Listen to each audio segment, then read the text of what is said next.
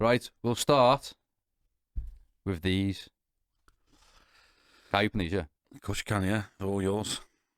Oh my god, it's like crystal meth. Get closer. Get closer.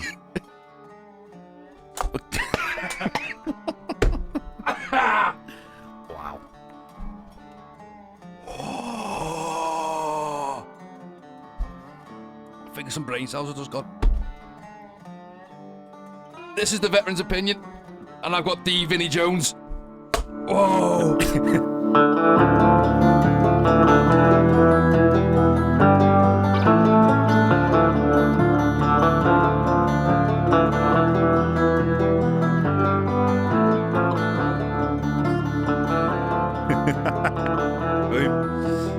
If it's all bleeding, just ignore it.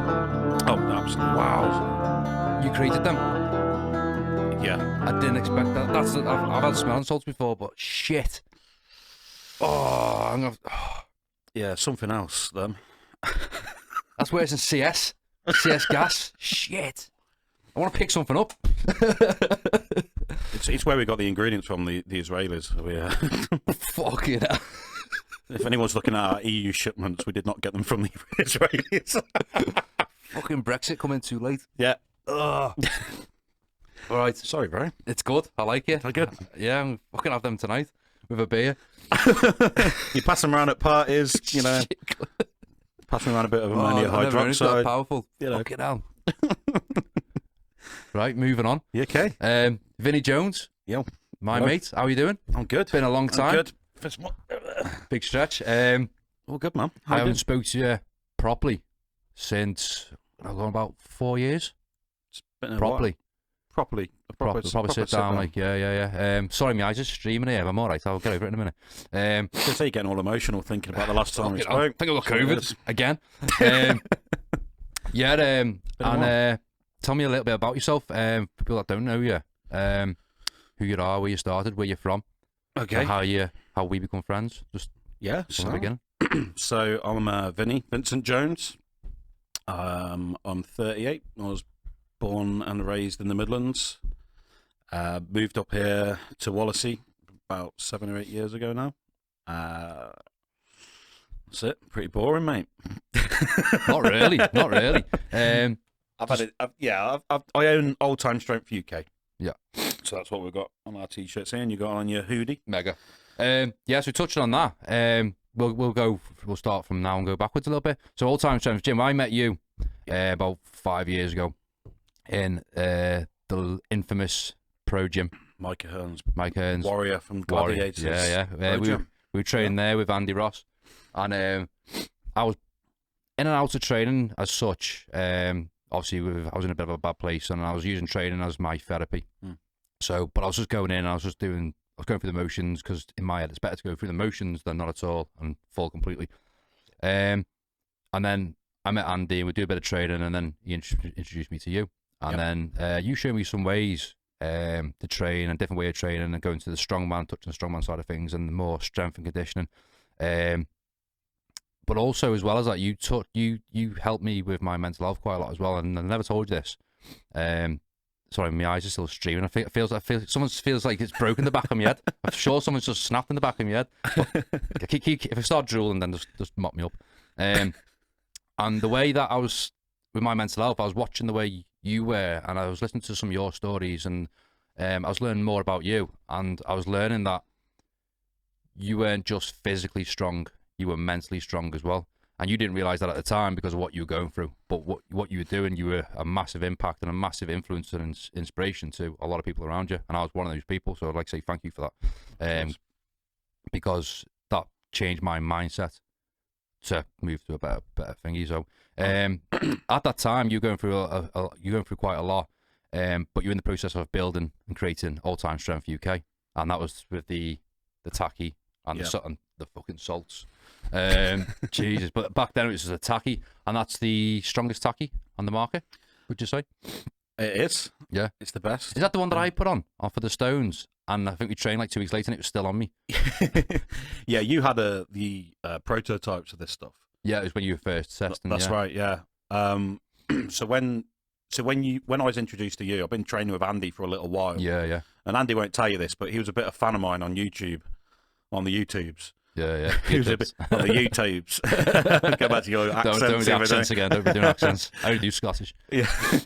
And he was a bit of a fan of mine. So when I moved to to Birkenhead, it was at the time, and he sort of saw me training there. He was like, "Oh, can I come and train with you?" Yeah, you know, he was fanboy and everything. It was great. It was beautiful. Yeah. But we're good mates now. We've been best mates for a long time. Andy's brilliant, absolutely brilliant. Yeah, and we initially decided to set Old Time Strength up together. Yeah. But then because of the situation he was in with his job and things like that, I just went off and did it.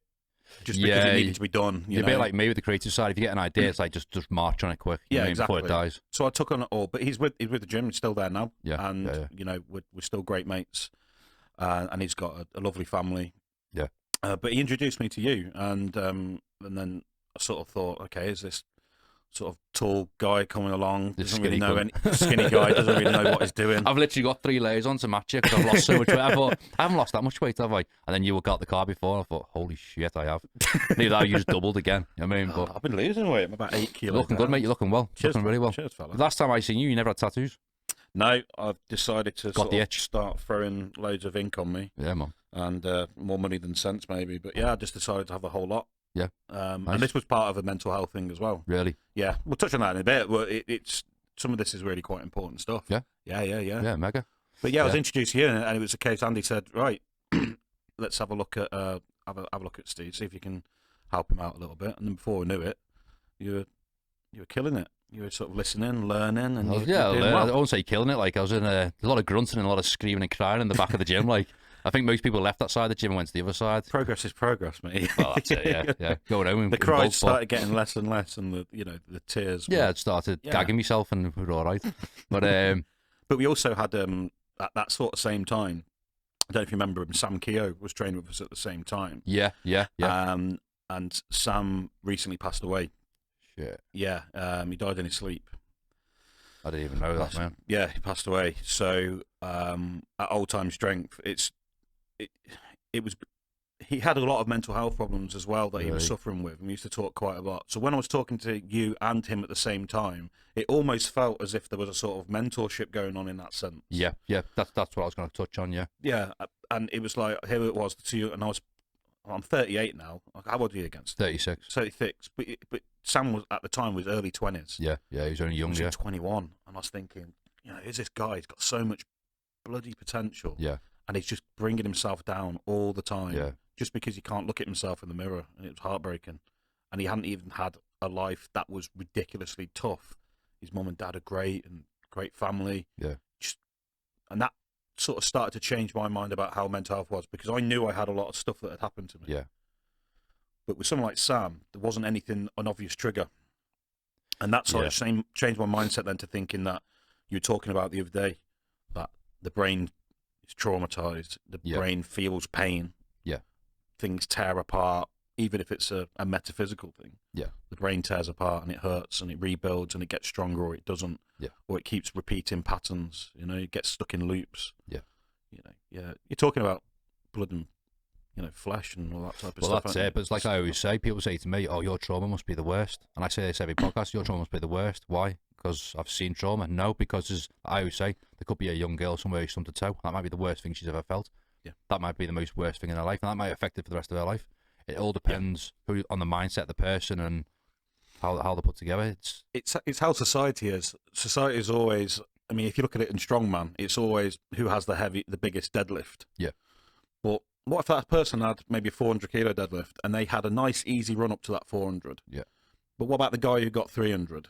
They would say, well, the guy at 400 had it tougher, had it harder, he's put more work in. Exactly. But the guy at 300. Who knows what he went through to get there? Exactly. I've got no idea. It's like the whole glacier thing, isn't it? In the water. Yep. And they say success, but you don't see what's underneath it of where how far you've got. Like you said about the person doing the 400. Yeah. Okay, you might have had an easy run, but the one doing the 300, or even just like Yeah. Joe Average in the gym, who's just going for an 80k. Yeah. For rep. You don't know what he's been through to get to that point. Yeah. You can have a guy that's climbed Everest and got to the top, but the guy that got 3/4 wouldn't get any recognition, or no. Objectively, but he would have snapped himself to get to that point. Yeah, but what if he had one leg? There you go. And he got 3/4 of the way. And that's all. Well, I know a lot of amputees that have smashed Everest. You know what I mean a lot. Of course. that hit mountains all the time. You know what I mean? So Yeah, if you watch some of the disabled strongman events that go on at the Mate, moment, you've got it's- Britain's strongest, fantastic, amazing, it's nuts. incredible. It's like I've got a few that I follow on Instagram, and it's like lifting double what I'd lifted when I was like in my prime. You know what I mean? Oh, And it's like, it makes me feel embarrassed. I to sit have, there and you know, go, no, it's embarrassed, but it's inspirational. And it's, course at it the is. same time, it's like, Yeah. wow, you know what I mean? It's like, I applaud anyone that after being through trauma or an injury or something, bounce back 10 times stronger than they would have been. You know what I mean? So, fair play. but that's a physical thing, isn't it? It's something you can see. Yeah. And again, it's an objective thing. You see someone. Like, what about someone who doesn't have 50 million neurons that are not firing correctly? You can't Exactly. see those. No, you can't. But you'd have to try and understand. If you don't, you'd have to try and find a way to understand, because that's the only way you get. That's the only way we get to a point where we go, well, this disability is really affecting this person, because we're not talking about a broken leg. We're not talking about a cut or a scar. We're not talking about acute injuries that are visible that can be treated with conventional medicine. Yeah. You know, you probably have to go outside of conventional medicine a little bit sometimes to go and heal something in that brain to stop those neurons from firing. Well, that's it. I've got a lot of friends that do microdosing and stuff like that of LSD and mushrooms and stuff like that. It's not something that I think I could do, obviously, in my job, but they say it works. I mean, it's absolutely amazing. But it's something that I do CBD oil. I take CBD oil, and that helps a lot of anxiety in my sleep patterns and stuff like that. CBD Lanks actually sponsor this podcast, Of course, yeah. and that's had a massive impact on me, like a positive one.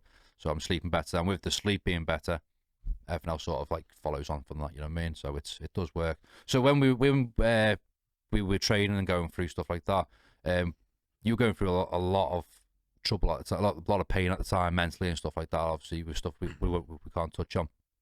But do you think that doing strongman and training and doing that kept you on the right track, give you a focus to keep you on track, sort of thing? Or one of the things about whether it's clinical depression or manic depressive episodes is that the way that I found to get out of it, and this might not be true for everybody, but setting goals, setting targets and then overcome them is a really, really important thing. I watched a video once where this Marine in America, and he was like, make your bed. And I was like, for some people that might be really tricky, you know. Yeah. And I've looked at my bed a few times this week and I made it. Yeah. I don't feel any sense of shame. but, No. but I just think to Sometimes you myself, can't even get out of bed. yeah, exactly. How can you make a bed if you can't get out of it? Exactly. But it made me, when you asked me to come on the podcast, it was like, okay, so what do I think about setting goals and things like that? And I was thinking to myself, it just doesn't work for everybody. The gym doesn't work for everybody. No. For various reasons. It didn't work for me for 29 years. Yeah. I only started all this when I was 30. Yeah. And we were talking out there, I don't even like strongman that much. that took my head clean off that. I was like, we've been training strongman, and your knowledge on it is like, it's mental. Like, people go, you've got on this week. I go, oh, Vinny Jones. Yeah, who's it? I just go, he's my strongman coach, because that's the easiest way I can explain you. You know what I mean? Because the knowledge that you give me and help me, and then you turn around and go, don't like strongman. I'm like, That's weird. Life's a lie. I know. Right. Sorry, mate. I don't want to shatter any illusions. When I say I don't enjoy strong, what I mean is that I don't see it as I don't see it as completing me as a person. I'm not. I know I've got Strongman Vinny as my Instagram. Just giving a shout out there. I'll put the handles on. Don't worry about that. But it's not just like the lifting the weights and things like that. It really does reflect a mental health side as well. Yeah. But I never really used strongman as a sort of as an end goal. This is who he is. Yeah. I want to be. There's more. There's more there than just that. Yeah. And I think a lot of people find that when they meet me. Yeah. They ask what job I do. They ask what I'm training to do. Yeah. And trained to be an accountant. So they go, that's a little bit strange. And I said, it's not. That's just when my brain works. Yeah. But I read a lot. I like to learn everything. I like to know everything. Yeah, I would say that with mental health, because and with like what you've been through, you study and you learn it. Like you're accountant, but you know a lot about mental health and about, like, you talk about neurons and stuff like that as well. I know a lot about the law, and I know a lot about fixing washing machines, and I know a lot about mending a bike, and I know a lot about building an engine. It's just because I've got this thirst for knowledge. Yeah. And I think what that is, and we'll probably talk about it later on, but the stuff that happened to me when I was a kid made me feel very vulnerable. Yeah. and powerless. Yeah. And I thought that I didn't want anybody ever having one over on me again. Yeah. In any circumstance. Do you think you'd you learn so much because you don't want to rely on someone, or you don't have to turn around and go, "Oh, I'll have to ask someone for some help"? Yeah, probably. Yeah. Do you want to touch on when you're younger? Yeah, can do. Yeah.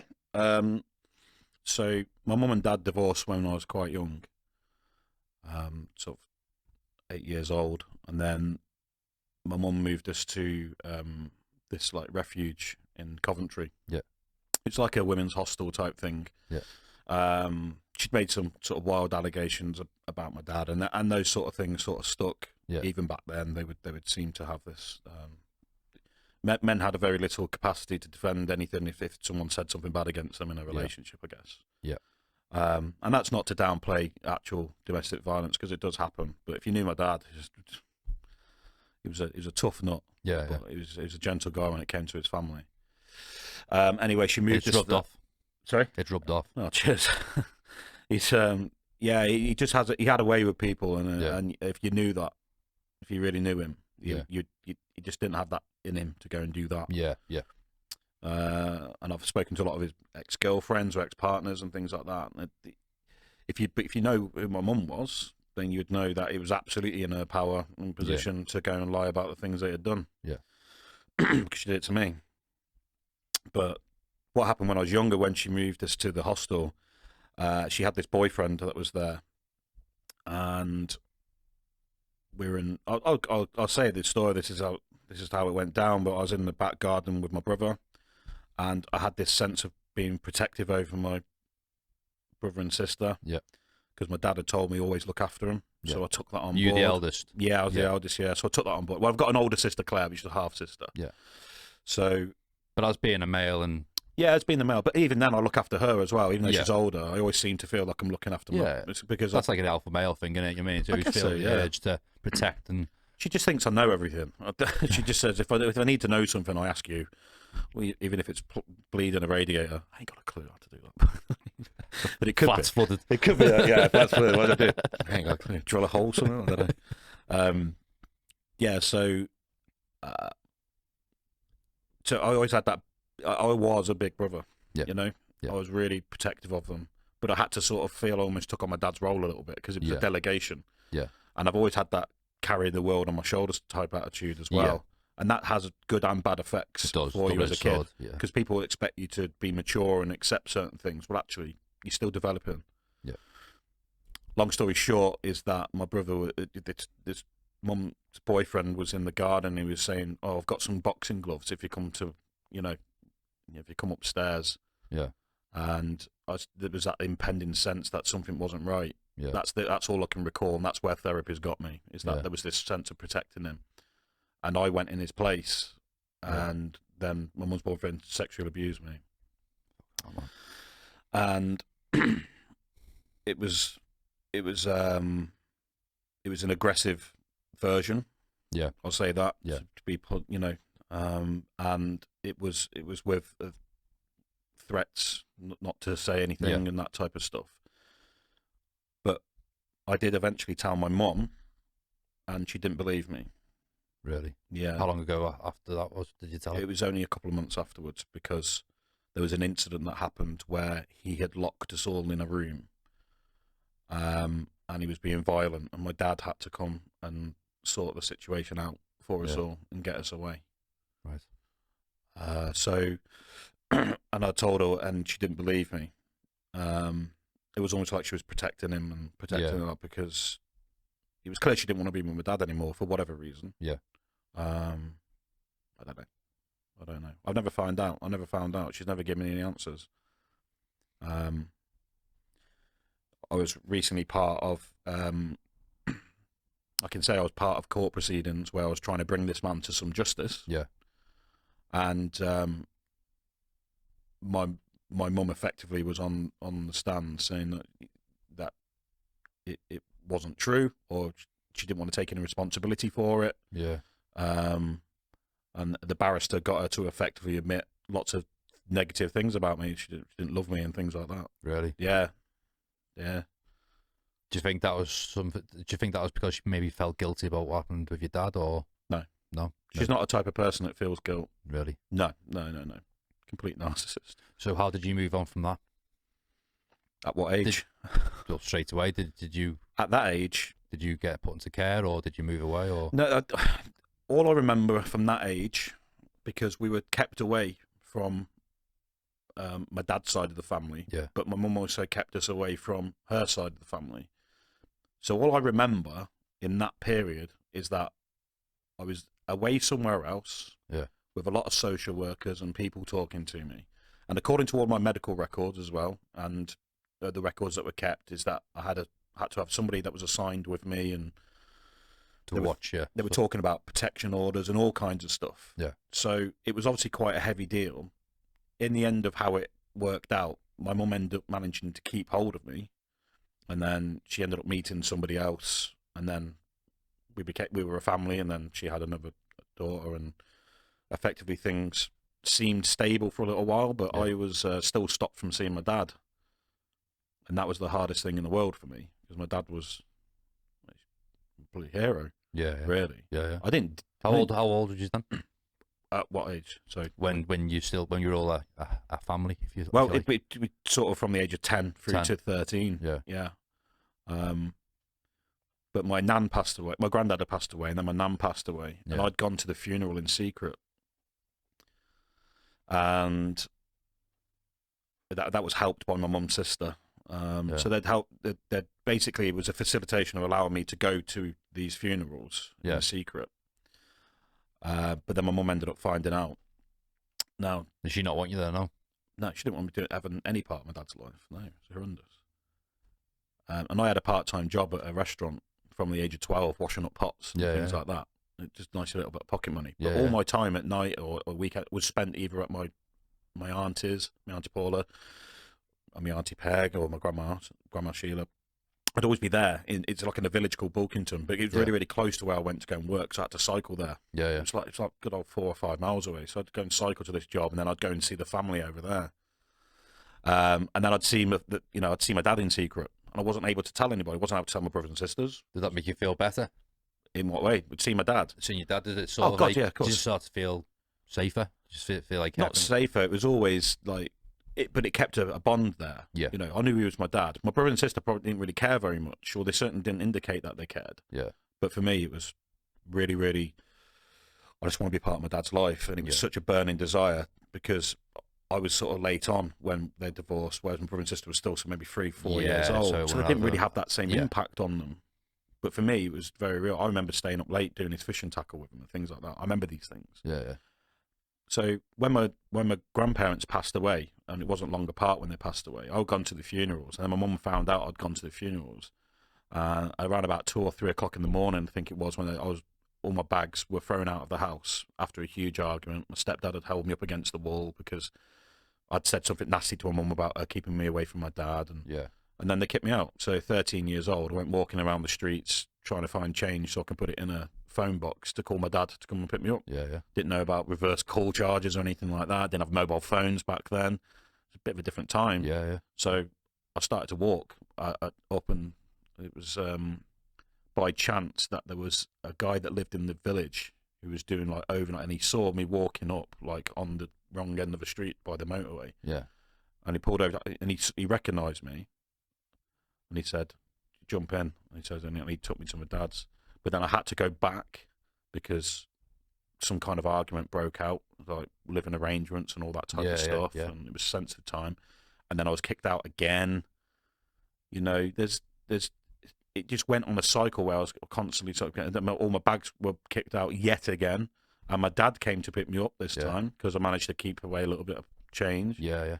And it sounds horrendous, but he told me, "I can't come and get you, but I'll try and sort you a taxi out and all this type of stuff." But I was begging him down the phone that this is the last time I need him to come and get me, and he was very, very, very slightly over the bloody drink drive limit, and he ended up getting caught by the police. So I was like, that made me feel guilty as well, that I'd put him in a bad position. So I just had this horrible cycle growing up of constantly made to feel guilty about seeing my dad, constantly feeling that I can't grieve for people that have passed away, Yeah. and constantly feel like I'm sort of keeping stuff away from people. I'm being played off by different families. You know, it's sort of like, it's no wonder that I've sort of grown up thinking that there's this duality of meaning to everything. Yeah. Struggling to trust people. What's their real intentions? I don't like not knowing what's going on. Yeah, you're looking for the darkness before you see the good in people, sort of thing.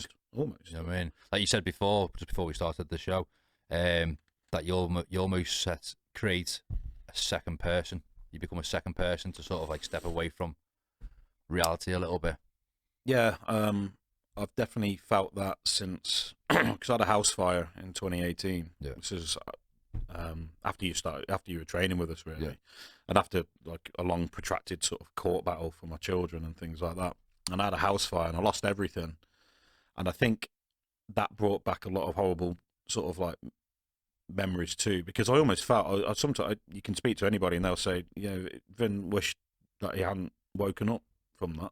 Yeah. And I do sometimes. It's because I didn't have to think about it. I didn't have to go and plan anything. It was accidental. Yeah. Well, that's it. And that would be, I wouldn't have known about it. So I think, what the hell did I wake up into? What world have I waken back up to? You know? So when you woke up, was the flames and smoke and all that? Or? Yeah. And you just, what did you do? It's in with carbon monoxide poisoning, all kinds. Just what did you do? Just grab what you could and run out, or did you just run out? No, I'd run out and then I'd gone back in to go and grab a couple of things. Do you know what? I went back in to go and grab a work laptop. Standard. So I could carry on doing standard Vinny behaviour, that. Yeah. Who's worker? Yeah, because it had all my stuff on it. And Yeah. but I didn't go in, I didn't think about photographs, or I didn't think about my guitar, No. I didn't think about a watch that my dad left. I had no other thing than thinking, oh, I've got to be able to work still. Yeah. I've still got to be able to do stuff. Yeah. And then the firefighters ended up having to pull me out. So The thing is, though, what I get from that is that you jumped out of bed and you ran. Like if you didn't have some sort of self-respect for yourself or some goal or aim, you wouldn't have run. No. You would have just lay there or took your time. I mean, it's the fact that you ran out. It's like you, in your unconsciously, maybe there's purpose there. You know what I mean? And there's only really 3 words for that. It's like Jack, Taylor, and Jensen, my kids. Exactly. They're relying on their dad, aren't they? Yeah, always. Yeah. And the thing is, if you go, it's like I've had the same thing when I've had my suicidal thoughts and tendencies and the attempts and stuff like that. But now I've got a family. I've got a daughter. Yeah. She's always there. That stops me. You know what I mean? And I wouldn't want her to go through what I went through. You know what I mean? Obviously not having a dad and stuff like that. So obviously what you've been through, you don't want your kids to go through anything like that. You know what I mean? So No. and that's why you march forward and get better. Of course. So stepping away from that, we talk about the gym and stuff like that. You set up the gym, and you started, and you call it the Old Time Strength family. Yes, Yeah. that's right. You've built a strong community there. Every time I see stuff on Instagram and stuff, everyone's there. You do different gigs, you do different like in-house comps and stuff like that, and you're all tightly knit. And I'm quite gutted that I'm up this end of Liverpool because I'd love to be down there and train and get stuck in. So do you think that you've created that community and that family and that sort of like network to create a family that you never had back then? Do you think you sort of replaced it, sort of thing? There probably is something within that. Yeah. Again, there's some things legally that can't be talked about because family cases are sealed. Yeah. Right. But around sort of 2017, there was a lot of stuff that was going on, and I needed something to focus on. Yeah. So setting up this gym, the idea was spawned with Andy. Yeah. I think we might have even discussed it when you were around. We always thought it'd be nice to have a separate unit, you know. I think we talked about getting on and stuff like that because you opened up. Was it down? It was close. Was it Brook Street? You set up first. Yeah, we opened up there first. It was close to where Pro Gym used to be. Yeah. Not far from Hamilton Square. Yeah. In Birkenhead. Yeah. So we set up there first. But me and Andy just wanted somewhere different. In fact, we just got annoyed at Pro Gym because they kept moving all the strongman kit further and further. It came in a smaller area. Yeah. And then the cars were parked. Because I remember it used to be it was split in half, wasn't it? Yeah. You had the main bit with all the machines and dumbbells, and then the second half was like the stones were all set up, and it was all the rigs and that. And then it started slowly. The stones ended up going out in the car park. Yeah, they went into the car park. Yeah, and then outside. I remember we were out in the car park. And we're like, "Oh, can you move your car, mate?" Yeah. Why? I don't want to put an 80k out of stone for your bonnet, mate. You know what I mean? Yeah. And I remember people moving the cars, and we trained out there for a little bit, and then in the end, it was just like, I think he started selling bits. He started selling like the logs and stuff like that, and sort of pushing bars out. And stuff just started getting sold and tripped off because, and also it was difficult to maintain that kit and justify buying new stuff. Yeah. No one was really using it but me and Andy, and then a few others that might chip in now and then. Yeah. You know. So we said, right, I said, right, let's just do it. Let's just go and get it, Andy. And we were going to sign the paperwork, and the day we signed the paperwork, he backed out, and I was like, Andy, what are you doing to me? But it's that kind of mindset I was in where I went, it doesn't matter, because he's got his own stuff going on, and I respect him enough that he told me at that time, rather than him get involved in something that would have given him more stress along the way. Exactly, yeah. Which is why it was no question of like, oh, I'm angry with him, I'm annoyed with him, and he's let me down, all that type of stuff, right? And I'm only saying this because we've never really talked about it, me and Andy. But it bothered me. But then I went very, very quickly to, well, do you know what? The bigger picture. Why the hell would he want to put him and his wife and his child that wants on the way? And why would he want to be under any more financial stress than he's under already? I went, I can cope with that. Yeah. I don't care if he drops out. It's fine. He's still a mate. Yeah. Yeah. And he'll always be my mate. And he always trains there. Yeah. And we don't train together as much anymore because our timelines are all messed up. So I work a lot. That's your focus, isn't it? Yeah, that's my focus. But with Andy, it was always a case of, don't worry about it. There's no hard feelings. You know, I love the guy like a brother. So, and then when you say about, if we go back to like the family element of it, I guess there is a little bit of that there. Yeah. I mean, Jensen's mum, Kerry. Yeah. She does loads of work for the business as well, but she's now pulled herself into a PT. But also, she's now a world champion. She's a British squat record holder. I've seen European champion. Yeah. I'm gonna put links on the description as well. Cheers. I appreciate that. Because she's actually been a massive part of your life, and obviously with Jensen and that. And she's come up with the unicorn stuff.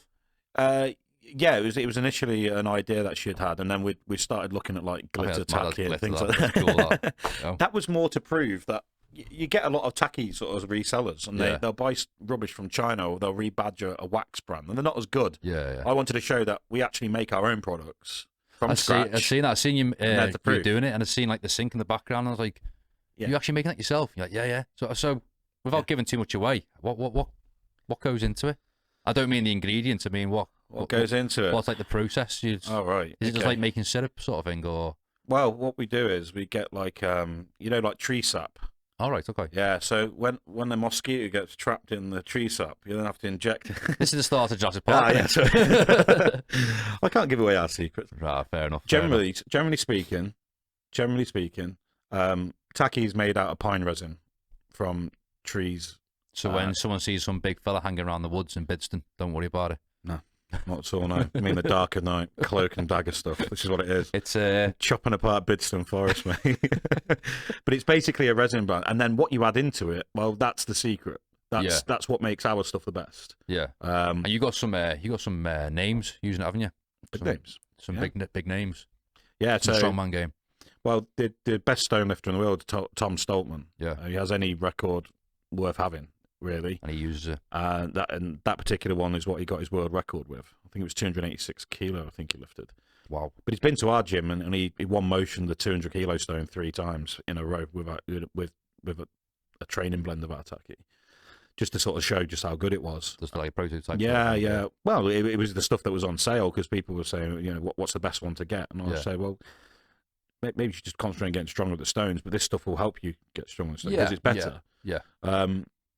But then there's lots of exciting news coming about the tacky and the salts and the stuff that we do, the products that we do. There's loads of exciting stuff, which I can't talk about right now. No, I can't. I'd love to do it one day. We've talked about it already. Yeah, once it's all done, it's out there. We'll get it back on. But really, really exciting stuff, which I can't wait for.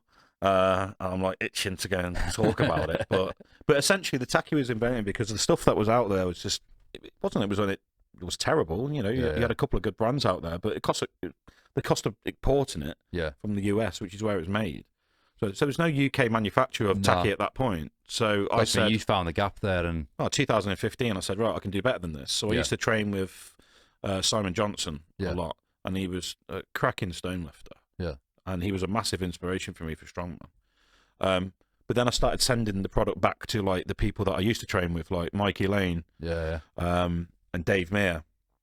And I said, have a go at this stuff, guys, and see what you think. Yeah. And they just really, really took to it. And Mikey raves about the stuff, and he's now one of my closest friends, I'd say. Really, we talk nearly every day lately. But it's mad what you can relationships you can build through business, through passion. You know what I mean? But, obviously, the name of the brand sort of started pushing out there by Tom going to World's Strongest Man and things like that. Yeah. And off the back of that, Thor, of all people, Game of Thrones Thor, World's Strongest Man Thor, he went straight tagged, mate. Yeah, he went straight to the website and bought 20 pots. Really? Yeah. I mean, and that's just like, just word of mouth stuff, really. But Tom just spreading the word out there. Amazing, absolutely amazing. And people sort of keep saying, "What's the best tacky brand out there?" But you know what? A lot of tackies are really good and stick, but we've got the records. Yeah. So that's it. You've got the. But people turn around. Everyone that ever says to me about strongman, I want to get into strongman, do this, and I go, listen, you want any advice at all? I don't mean to bombard your DMs, but I always say, this is the man you want to talk to. You know what I mean? Even just watch him. You know what I mean? Just watch what he does, because I'm methodical. I watch. I learn.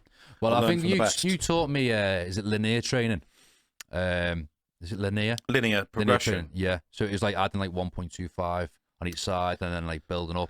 Well, like minimizing risk of injury and gaining strength over a period of time. At old time, the latest sort of training method that we use is a modified cube method. So it's where we change from a heavy to speed work to rep to pause or tempo work. Okay. But we change each lift each week. So with the log, you'll do speed, then the deadlift, you'll do heavy, and then the front squat, you'll do reps. Flip it and then we flip it around the week after. So we keep changing it around in a cycle. But the first 3 weeks are spent doing bodybuilding and hypertrophy. So we do loads of reps. Under tension and stuff. Yeah, we do loads of reps. We're in a muscle building phase. So we don't really go over 60% of our 1 rep max for 3 weeks. Yeah. And then for that block of 4 weeks, we don't really go up to much more than 80% of our 1 rep max. And then your PB. And then we have a week of PBs. Just for example, Kerry's just finished her latest block and she had a 10 kilo to nearly every lift. And I see even at a world level that she's at the moment, she just blasted through all of her own personal records.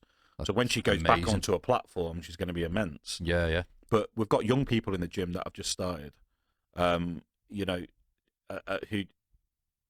wanted to sort of progress, but they weren't sure how to. Yeah. And this routine then works for that as well. Yeah. Because it's just keeping everything nice, not light, because you still got to work hard. Yeah. But it's not a point where you're breaking your body down and you have to recover for 3 weeks. Yeah.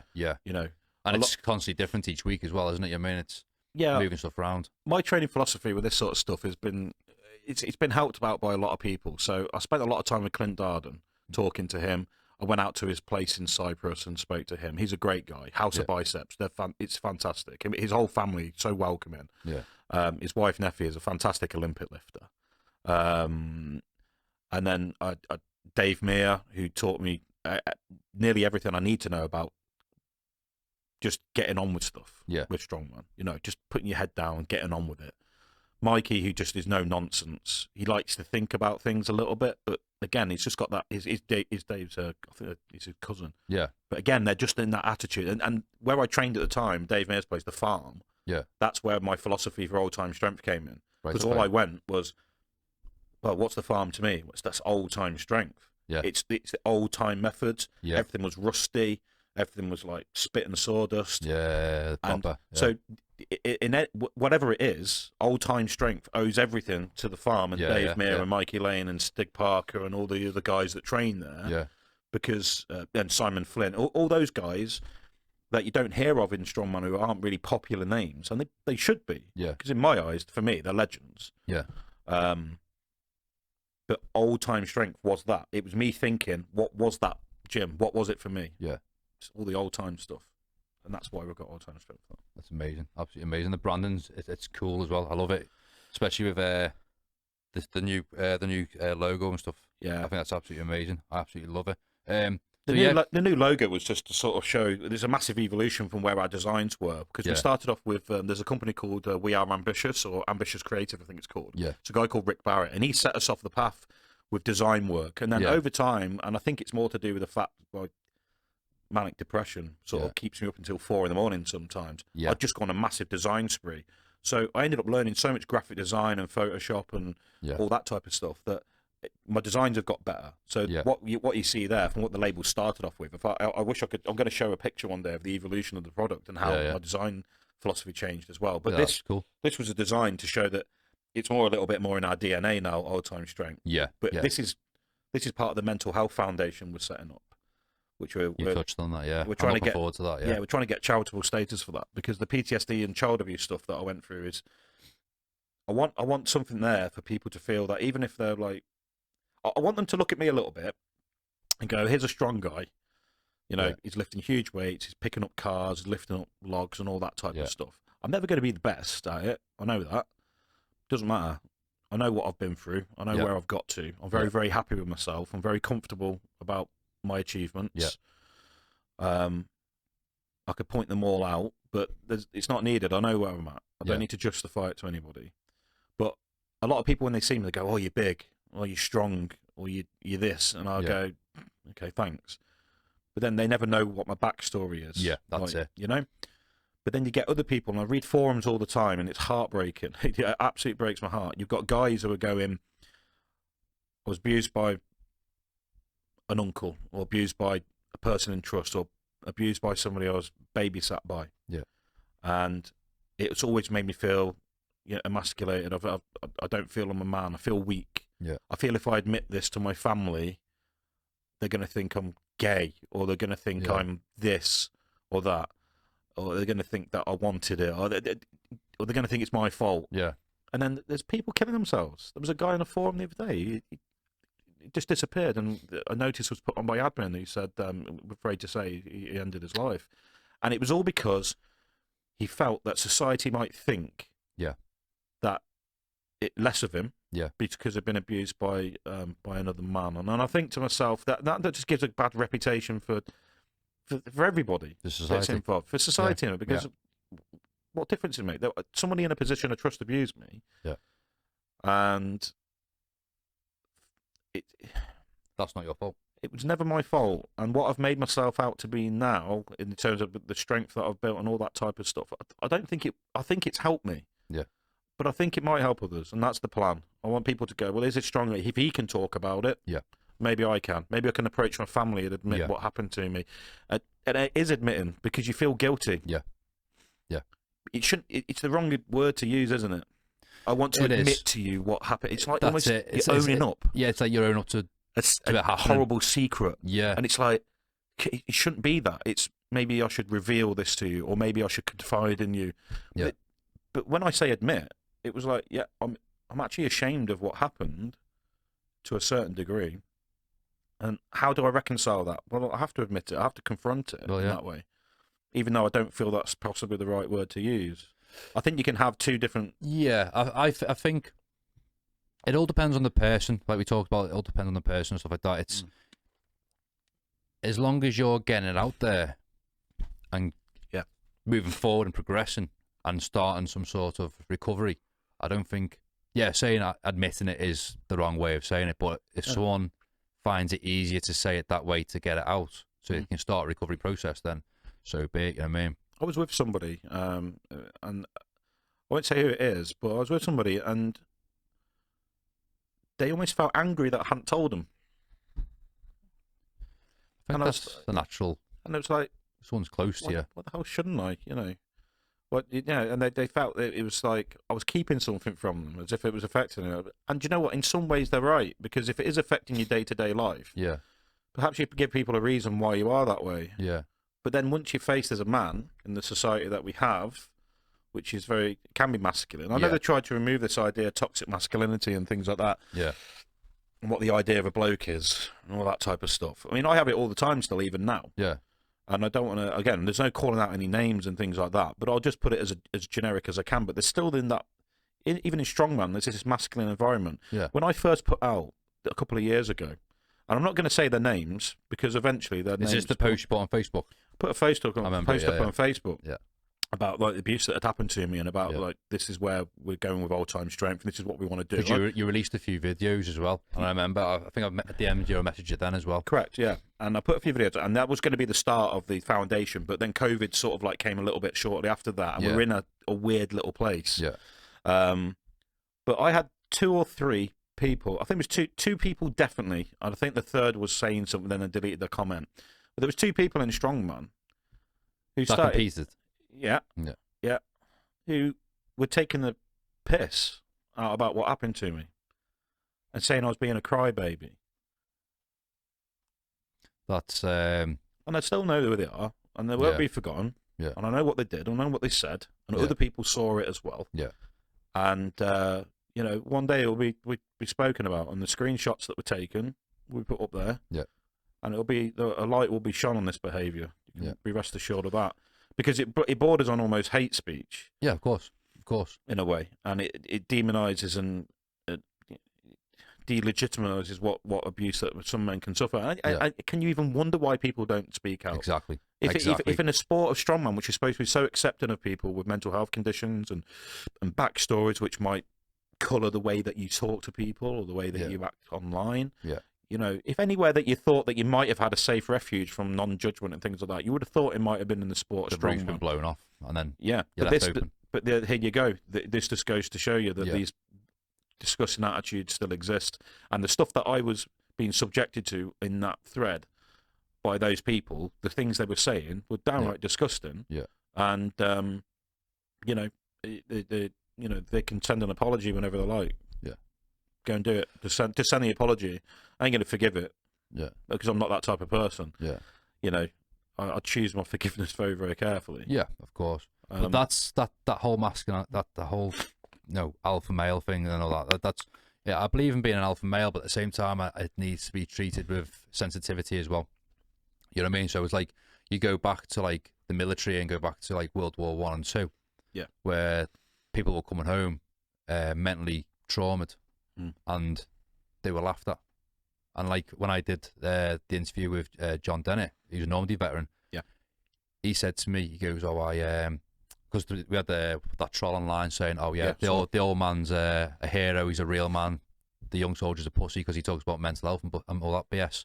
I was like, well, he couldn't talk about it because he didn't know how to, and he was in a society where it was wrong to talk about it and cry about it and get upset about it, which results in domestic violence and abuse, and men just the top blown off it. You know what I mean? The bottle pop banging, and you turn evil. You know what I mean? People are going to snap. There's always a point at which an elastic band will snap. Exactly. And then some people have a stronger limit than others. Exactly.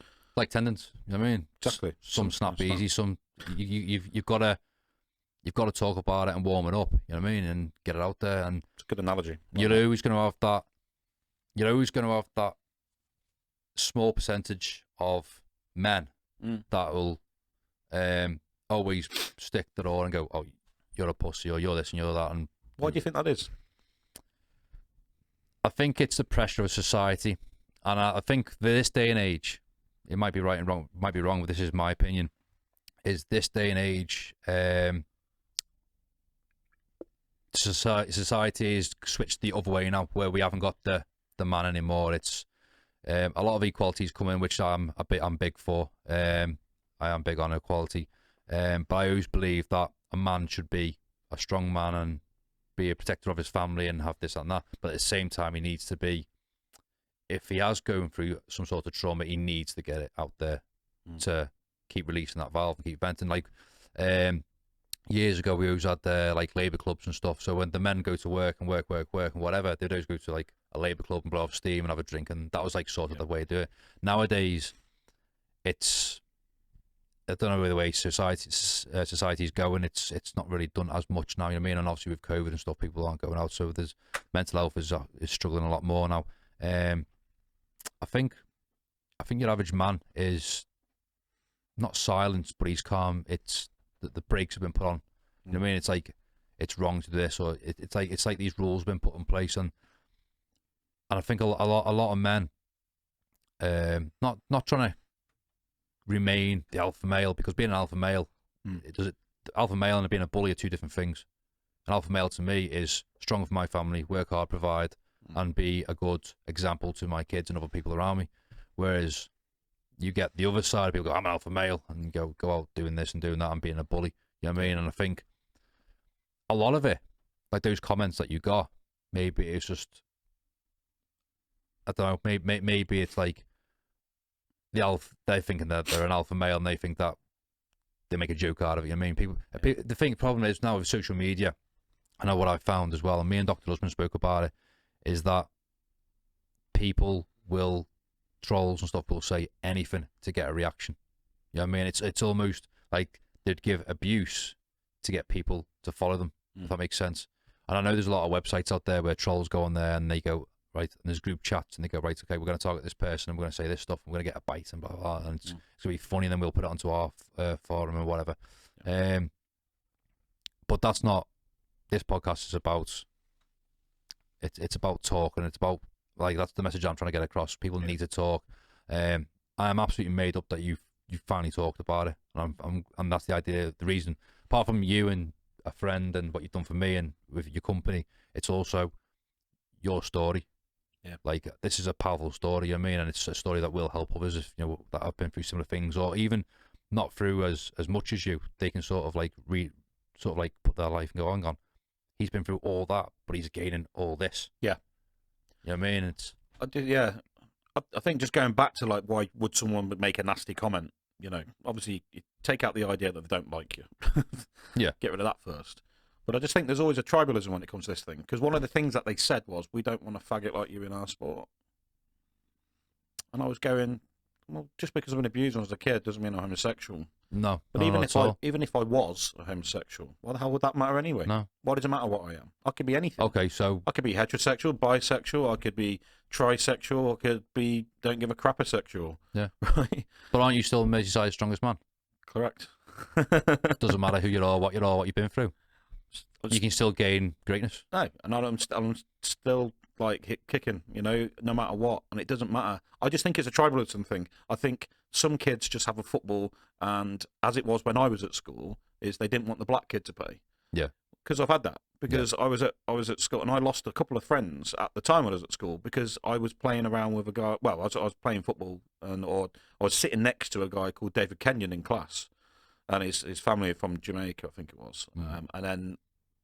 We still talk now all the time. Whenever he's a great guy, and but I remember being at school, and it didn't matter what I was doing. Yeah.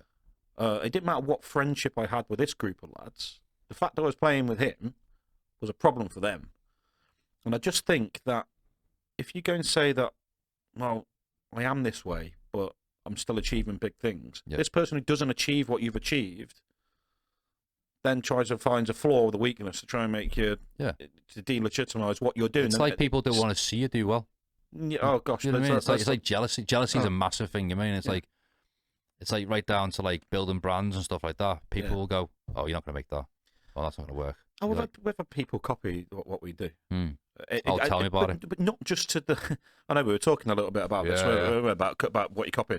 Everyone gets inspiration from something. The inspiration for the tacky was quite simply that there was a version in America that it would cost a lot of money in this country, and I thought we could do better than that. And then I thought, well, I want to create the best. I'm not just going to do what they do. You don't go mediocre. You do it properly. I'm going to copy. I'm going to make what is the best. Yeah. And then when it came to the smelling salts, it was like there was one version of smelling salts you get. It was no. I can still smell that, by the way. Can you? Literally, my left eye. I feels like I've had a migraine. You know, you come to the back end of a migraine. That's what it feels like. There's still something clicking in the back here. I think it's triggered something. It's sat here like that, winking at you. Like, I was going to I was going to check you're all right. I think he's had a stroke. Need to drive me home. But there was like literally one brand you could buy. Yeah. There was really nothing else. So I said, right, so now we've got like 5 different types because they're all different. Yeah. And again, it was innovative and it was different. It wasn't copying. Yeah. It was something really, really different. Yeah. And then there was no tacky remover. No one ever invented. So we came up with that. I use WD. Yeah, rubbish. Get out. I use WD. Yeah, it was horrible. That stuff you give me, I put the WD on it and scrape it off. My arm come out like that. Yeah, you have massive reaction. Oh, my grip's must got better. Look at the size of my forearms. No, it's WD, just destroying my skin. I was like, well, the remover that we made, it was like smells of bubble gum and everything. It's really? It's beautiful. Yeah, it's lovely. I love the way you give me the tacky, you're not the remover. Oh, sorry, mate. Like that, peeling me clothes off me. Like well, you got to buy the cure. You know what I mean? Right. I'll give you the illness for free. You got to buy like the a cure. really good drug dealer, isn't he? Yeah, I'm not. Just give me a sample. Not playing. Everyone gets the tacky for free. The remover, you got to keep buying on monthly subscription. 40 quid a month. And then it was the muscle rubs came up as a result of going to these I like these little ones. Well, this is fairly recent. This is a couple of years. So these were made as a result of going to Thailand and using the rubs that they use. That's just triggering me. The salt, that is. And it's like, it's just a really, really cool product. It's nice that. It's But like, again, there was no one else really making. We had Tiger Balm, but again, it's an imported. Yeah, yeah. And you can go deep heat, but deep heat's like just hurts. Doesn't it? Yeah. There was a time when I was in the gym and I put deep heat on my lower back after a training session. I was on the floor crying. Yeah. Rolling around. Because I remember we used to go in that corner bit, didn't we? When they put that piece of drywall up, and we used to go around there and stretch off and stuff like that. I was crying because it was just. I recommend anybody should try it at least once. Which. Crying, rolling around on the floor. Yeah, just do it. You know what I mean? If you want to get some trauma out. Have a good tantrum, like. But no, I tried one ages ago. It's purple, and it was a scorpion. It's made by the same people that do the Tiger Balm, scorpion penis or whatever it's called. I can't remember what it's called. But that I used to put it on my hands for circulation. Yeah, I take aspirin, take 75 milligram of aspirin a day just to get blood flowing. But my hands always seize up. Whether it was from the army or what I'm doing now. So I rub that on my hands, and my hands would start tingling. I go, this feels nice, this. But it reeked the house out. Yeah, it's I mean, Mrs. like, wash your hands. I was like, I'm walking around going, yeah, I found the cure, but you know what I mean? Staying away. But that's the problem with the muscle rubs, unfortunately. But what we did was we invented another one, which is a roll-on. It's like a stick, deodorant stick roll-on. Yeah. So we'll look at doing that one again at some point. People have asked us for it. Yeah. But again, it was just like another step, and it was an evolution of what we're doing as a brand. Yeah. And you just find people just want to copy exactly what you're doing. Well, and in fact, they make stuff that's worse. Yeah. But then just put a label on it, and I go, oh, they don't really get it. They don't really get the point. But we've got a really good, loyal customer base. But as I said, there's exciting news coming about the tackies and the salts. Looking forward to it. It's going to change what we do as a business, but it's going to enable us to do so many more exciting things. Yeah, but open more doors sort of thing. Yeah, massively. So I'm really, really looking forward to the next stage of old-time strength. And the mental side of it as well. It's the mental side which will tie in with it nicely. Yeah, because my time will be freed up by what we're going to do. Yeah. So it's really weird I can't talk about it too, yeah, but you know about it. I know it's on the tip of your tongue. Yeah, I'm like sitting here like, say it. So should I ask a few more questions? It might just spell it here, but I don't want to do that to you. I appreciate that, mate. I appreciate that. But yeah, it's this is all because I wanted to make sure we had the best stuff out there. Yeah. And I do believe it is. It holds up against anything. Yeah. And it exceeds anything else because we've got the world records, we've got all that type of stuff, and we've got great people that support us and follow us. Well, so you got the proof there with the pros as and well, I really appreciate all of our customers as well. Yeah. You know, for supporting us even throughout COVID. They've still come and purchased from us. Yeah, that's good. We've got the website which has loads of information on strongman. I've actually put articles up about how to train the yoke and the farmers. Not many people have ever structured farmers or yoke in a training plan before. No. But because the yoke is something that I struggled with. People just do it. People just say, "Oh, just tag it on the end of a session." Actually, there's a really good way you can train the yoke. And I got up to, I've been able to do a yoke for 500 kilo for like 20 meters. Really? And I'm not exceptionally gifted as a strongman, but I managed to build myself up to that standard. I've taken every physical disadvantage that I have, which is I'm not short. I'm 6 foot, but people are saying 5'11" and 3/4 just to take the piss. Like, jealous. Yeah, I know, right? No, but anyone that doesn't know what the yoke is for listeners that don't know, it's a bar with like it's like a structure. It's and you can put it's a frame, an A-frame. It's a frame. You can load plates on the bottom of it, and then you walk. Same as the farmers do it in the army with jerry cans. And you have to walk. That's the farmers. Precisely. I always loved the farmers. Yeah, you always good at the farmers. I was like you the got farmers. good grip, haven't you? You got long fingers. Probably penis fingers. Penis fingers. Don't start that. But no, it was got fingers like a penis. You want to see my penis? No, it's I think it was you and Andy that showed me how to improve my grip, and it's by not picking up as such, but picking up Andy and then Ross the twist has the best grip, and then you anywhere. That part of your skin there ends up down here. You're like baggy hands by the end of it, and they're fucked. You know what I mean? But Andy's a grip king, mate. Right, literally. I feel sorry for him growing up as a teenager if he kept that kind of grip, you know. Right. We competed at Merseyside Strongest Man, and he beat me on the grip event. Really? By about.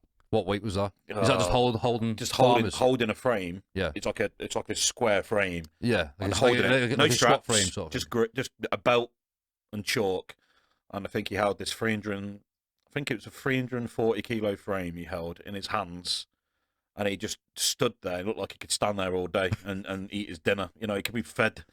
And he just held it there. And that's the only event he won all day, by the way. I didn't get away with it. But he beat everyone by like half an hour. He was brilliant. Yeah. Andy's got great. Me and him, when we were in Pro Gym, we used to get the bar, and we would load up to 150, 200k, and we'd just pick it up and stand there. And I'd be like that after about 20 seconds, like, oh my God, like that. And I go, yeah, he's going to suffer there. Like, and he'd just start picking it up like that. But he'd just like, lads would walk past and he'd just go, are you all right? Yeah. Yeah, he'll talk to you as he's holding it. So it's insane. He'll pick us up. He picks us up. He's like, he forgets he's got hold of it. Yeah, other people, they're like standing there, like, they're shaking like a shitting piss myself dog. and everything. I mean, they're like there. I have to wear dark clothes, just piss myself. I'm like, can't be seen for dropping this. Like, I mean, come on. And he's like, come on, stage, only 20k. You're like, ugh. If there's anybody, you know, with Andy, there's anyone I'm more disappointed with in my entire life, apart from my mum who hates me. Like Andy, he could have been so bloody good as a strongman, you know.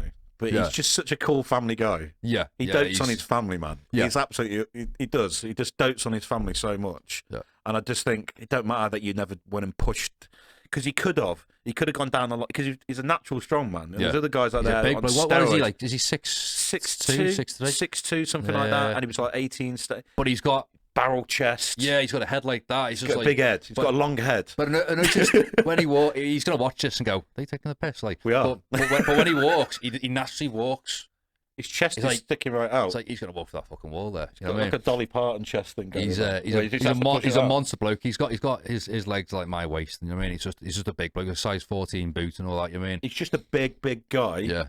And I just he's got a ruck. He comes in with rucks, his backpack with all his gear in it. The backpack looks like he's like a new kid going to school. It looks like that big on his back. He comes in like that. Turns up in the gym and he's like muddy work boots. Yeah, he's a proper man. You know what I mean? Just fencing and all that type of stuff. And he worked on the doors at night. Yeah. But do you know what? I just think to myself, do you know what? I'm almost like envious that he was able to separate the whole thing. Because for me, I was never able to separate strongman too much for a long time. Yeah.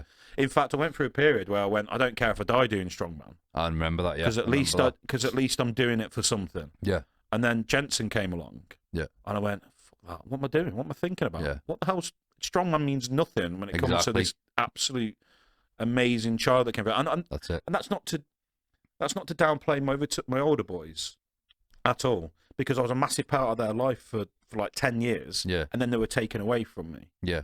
So you sort of got your a new focus. I'd say taken away from. I don't. That's not to criticise anyone. Okay. But that's how I feel. Yeah. Okay. And I feel I've missed out on a big part of their lives. Yeah, naturally. Yeah. Right. And at that time, I had that really negative energy where I thought, I'm never going to see him again. And even if I do see him, they're not going to like me anymore. Mm. But I never stopped thinking about them. I never stopped fighting for him in court. And I spent a fortune in court. Yeah. And I spent all that time in court. And, you know, I regret all of it, because it shouldn't have ever happened. No. And, you know, I do regret it all. But I don't ever feel that it was something that I should never have done. You know, I have to fight for my kids because I love them dearly. Yeah. But the mindset I was in at the time, the mental health issues I was going through, and the court cases that came in, it was like strongman became my outlet for my decision to basically die, to end my life. Yeah. Because I thought, I don't want to be the coward as such, because this is where I was. So don't know anybody taking offence, but I'll explain where I was. I felt like a coward who wanted to end his life. Yeah. Right? But I didn't want to go ahead and do it. So I thought, if I do strongman and I push it to that next level, and if I do X, Y, and Z to get there, then if I died doing it, then number one, people would say, well, he did it doing something he loved. Yeah. Which I don't. That's just... I'll tell you more about that in a minute, why I said that. But at least people would have found a legitimate reason to expect why I would have died doing it. You know, pushed it too much, dropped something on me. You know, maybe used loads of steroids and his heart exploded in his chest, or maybe that's what happens. Yeah, or maybe he got sleep apnea and just stopped breathing one night and then didn't wake up. You know, that for me was like, weirdly enough, that's my legitimate way of just ending my life. Yeah. And when you're in that mindset, and you met me at that mindset, you do everything you can to become as strong as possible. I remember you were in there, and you were literally, I think you were stiff leg pressing 120, 130 kilo. we actually looked at the video the other day because I was trying to go back I to think how I it was had when a I little met you. sick in my mouth. I was like, It was 140 for 5. fuck it, stiff-legged. Yeah. Shit. And at that point, I was at the strongest I physically ever have been. And I shared this in the gym family group the other day and with a few of the people that have started to become sort of important to me. A picture of when I was at South East England's. Yeah. I looked in great shape. I looked focused. Yeah. And I had a nice thick head of hair. Turkey. I'm going to go. And I looked at myself back as well. I was 32. And I thought to myself, looking at the photograph, I went, I just wish I had that opportunity to be that guy again. Yeah. But then I thought about it this morning a little bit when we were talking in there, and I said, well, but why didn't I stay being that guy? Because it wasn't you. What me? It was just another. It was just an alter ego that I had to create to protect myself Exactly. from the reality of missing my kids. Yeah. Because I missed them that much, I couldn't be That person. the dad Yeah. of Jack and Taylor, or the husband of Kerry, or the future dad. I couldn't be that guy. Yeah. Because it hurt too much to be that guy. Yeah. No one ever saw me cry over my kids. No. So there was this alter ego that was there. Yeah. I'm Vinny Strongman. Yeah. I don't give a fuck if I die. Yeah. And I don't care because it don't matter. Because in your head. and even then, it was like, I don't care if that person dies because that's not me anyway. So that persona I created, it's not me. It's sort of like Of course I care if the guy, the actual person does. Yeah. But this fiction that I created around myself, yeah. and it never went too negative in terms of like I was being rude to other people, and I was still helping other people. Yeah. And I was still a nice guy, and people saw me as that nice guy. God, I was laser focused, mate. Yeah. I was so laser focused on it. I think it was just after I moved from the Wirral. You then cut yourself in half. You literally you cut yourself right down, like you lost loads of weight. Yeah. And I was like, you're a different person altogether again. Yeah. Not in mentality, but just in your appearance. You just like you changed. So I was doing the door in Liverpool. Yeah. And you walked past. And you went, "Hi, mate." I went, "Hi, yeah." Fuck. Yeah. You know what I mean? You've gone the other way. You know what I mean? And that happened over a matter of months. You know what I mean? Exactly, and it was just a different mindset I was in at that point. Yeah. But it was another persona. Yeah. It was another person.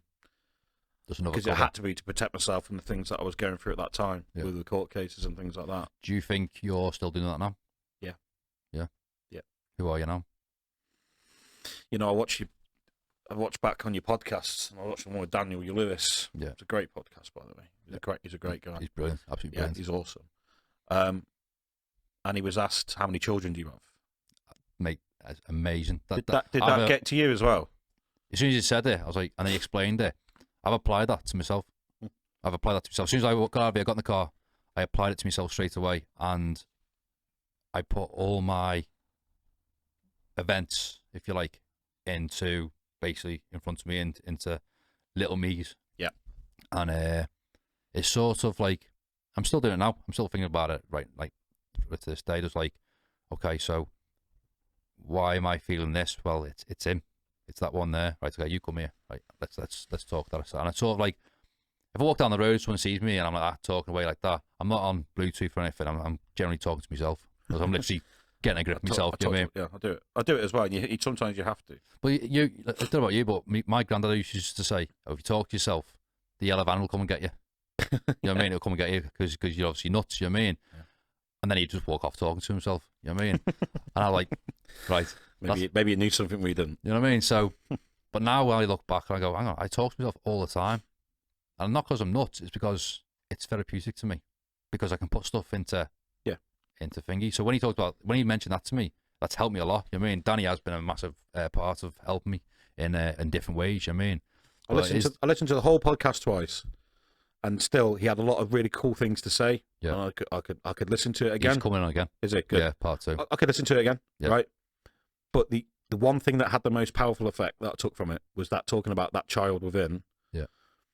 The one or however many it is at different stages of your life that you never reconciled. Yeah. You never accepted, or you never forgave, or you never dealt with, or whatever it is. And you really can apply that to any part of your life as well, really. Yeah. You could say, well, that 21-year-old ain't the same as the 31-year-old. Yeah. You could say that if you wanted to. But I think it's a child that they say that you become pretty much formulated. Is it what the age about 9 or 10? 9 or 10, yeah. Something like that. Yeah. So I think what happened to me, the trauma that I had at 9, it's never ever been fixed. Yeah. Ever. And it has affected every relationship I've had, every friendship I've had, every bonding thing I've ever tried to have. Yeah. I have that stage where people get to know me and I overshare, but as soon as they start to sort of see through the little gaps where there's might be a little bit more vulnerability with something that I don't want to share, and they press and push it a little bit, or they catch me at the wrong moment in that, I tend to sort of like back away from them. I tend to walk away, and it's happened with every person I've ever met, I think. Yeah. Literally. Well, it's a natural reaction, isn't it? It's self-protection. You know what I mean? It is, and no one gets it properly. No, I feel that way. I feel that no one gets it. And even if I said to, even if you said to me, Alvin, I know that because I've been there and I get that, I would go, yeah. But I'd go, in my head, I'd go, you can't possibly know how I exactly feel. Not exactly, no, because I don't know. But you could say the same to me. Yeah. And I could say to you, oh yeah, I know how that feels. But part of you would always go, you haven't lived my experience, you haven't lived my life. And that's where trust comes in. To trust you, to say, you know how I feel, and I can let you know this stuff, and we've got a bond there. But what if you don't trust anybody because of what happened when you were younger? Exactly. It's all well and good this person saying I'm trustworthy, but I can tell you now, I've had people that were trustworthy in my life who said that they were, who then let me down really, really badly. Yeah. And then that makes it more difficult for then someone coming in later on to say, well, you can't trust me. But then they say one little thing maybe, and then you don't, it's this weird little roundabout you can get yourself carried away on. Yeah. But it also doesn't help people putting comments on Facebook either, and when they go being completely disgusting. You know what I mean? It sort of makes you unnaturally go, well, that's the world. That's just the way it is. That's it. I'm done. Shutting the doors. You know what I mean? But then you sort of know that the positive comments like massively outweighed those 2 negative ones. But isn't it weird how we always tend to look at the negative and the positive? Yeah. I could say 10 brilliant things about you right now. Just things that I'm impressed with. Yeah. But you might walk away saying, my beard ain't fucking trimmed right. It's not. I know. Did it the other day. I know, you keep looking at me chin. It's like it's been done with a weed whacker. Oh. No, but... I did it in a low-lit room on the floor because the cable's really short with my daughter climbing on my back. Yeah. I'm fine with that. It's just who I am. It's like Stevie Wonder's had to go with it. Thanks for pointing that at me. Trying to help people, but we know where we go with that, because you will always find that one thing that you hate. I can't talk about this. I took too much off the other day. I look like I got 4 chins. That's why I have a beard to hide the chins. That's why I have it. I have it usually a bit thicker. I've got some Botox or something. Yeah. People say, "Oh, you look like you put a bit of weight on." I'm like, "No, I just had a shave. It's trimmed away a bit too much." Look like Greg's pasty. Yeah. Vinster's pasty is what the most recent one. Really? Vinster's pasty. Well, we've got the name for the podcast. But like, it's because of that trust thing. Yeah. But this type of stuff here, like you say, you start getting more confident with your podcasts. Yeah. You can tell, you can see from the first day that you started doing it. Yeah. You've grown within that, and I hope you keep doing that. I hope I really hope you keep doing this, and I hope this turns into something massive, because it deserves to be. No, thank you. Right. But for me as well, talking about this, I haven't had a platform to talk about this type of stuff. You can go on Instagram and say something. Yeah. You can go on Facebook and that. You do get lost within those. I'm always worried about those comments coming back and haunt. Yeah. That always looks. I've got a couple of trolls who follow me around, no matter whether they set up fake accounts and send me messages. It's ridiculous, and they've been doing it for 6 years. And I think to myself, anytime I put something up, they're always going to right. It was even the other day when we did the live feed in December for the December competition that we'd run. We'd set up a live feed for it. There was all kinds of homophobic abuse being hurled at me. I remember the video you put up after it as well. Yeah. Yeah. This is disgusting.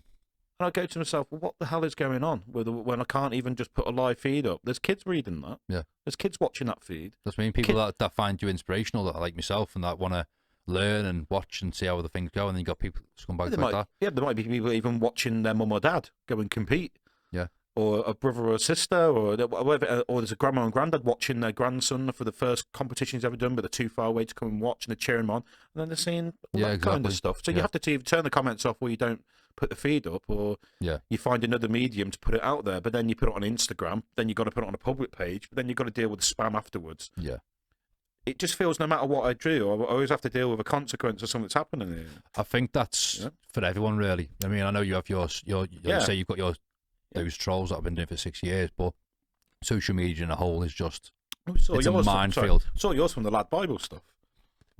But the thing is, when I started getting them through, I used to sit there till like 3, 4 in the morning, and that was my focus. I would just be attacking back, not being nasty. Go, well, this is, and I'll just make them feel thingy. And then the next minute, Lad Bible got hold of me and said, "Do you want to do a second one against the trolls?" I went, "Fuck yeah!" So then we did it again, and I tried to do it before I started, just before I opened my mouth, I went, "Don't kick off. Do it in a funny way. Turn it on them." So I sort of like tried to be a bit dry and a bit whatever, tried to bring a bit of this, and that's when I started to think, you know what, I can do more of this. I can do. You better. You know what I mean? I can do. If I cannot get offended and wound up by, I don't know, Johnny age 10 in his room playing cards to give me shit, then I can obviously go on to do more. You know, I can obviously take a bit more. I'm obviously getting better. I'm obviously improving it myself. So, like I say, I try and put a bit of comedy and stuff in, like to do the smelling salts and stuff like that. You know what I mean? Just to lighten it up a little bit before we start. You know what I mean? And from the lad that I saw in the gym that day that came in to just wasn't really sure about himself, didn't look very confident, wasn't sure of his place in the world, to what you're doing now, mate, is like, I'm proud of you to see it. And I mean, I genuinely mean that. I'm not just saying it to be one of those, "Oh yeah, I'm so proud of you, man. You're doing great. You're doing wonderful." It's not about that. It's about seeing sort of like genuine someone growing with something. And getting to a point where you're not finished. There's so much more you can do with this. That's it. I want to see you doing this for another 30 years, not 31. 30. That's it. I don't know why I picked 30. No, I want to see you doing this for a long time. I want to see you. I appreciate that. And same as you, it's like you've always, even though we haven't spoken for a long time, I've not been in touch that much, I've always been in the shadows, not trolling, but I've always been watching you and watching what you're doing and going, fair play, mate. Or see if you put videos up, and all I'll do is I won't say anything on the comments and stuff like that. I'll just give it a like, so you know I'm there. You know what I mean? And what you're doing, what you've been through. It's like when I spoke to Danny as well. Danny's what he went through was absolutely disgusting. It was evil. You know what I mean? But to where he is now, it's, even if I didn't know him, I'd be like, fair play, mate. Proud of you there. You know what I mean? And it's an honour to be his mate, and that goes for you as well. Cheers, buddy. Meeting you, I think I met you at the right time in my life, because it was that time of my life that I needed that focus and that goal. You know what I mean?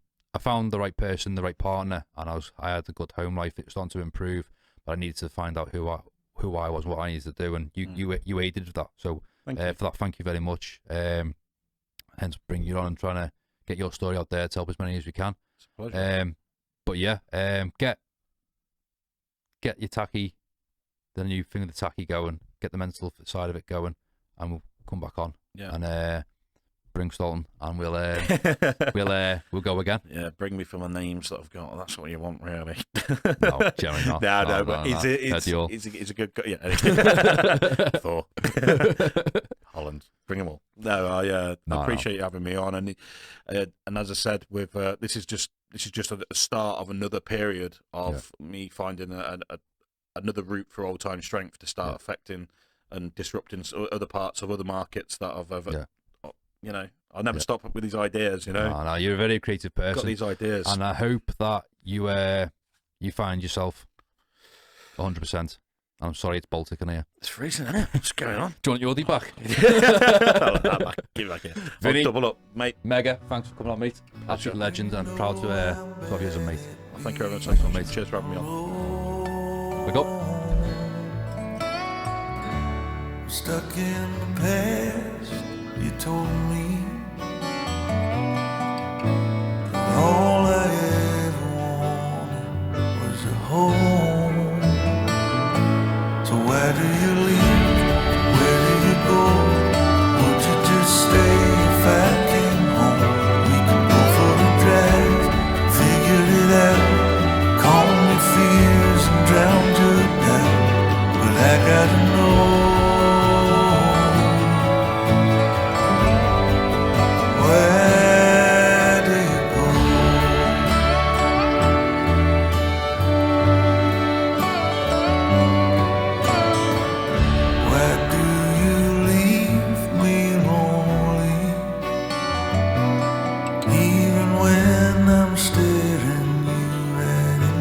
head.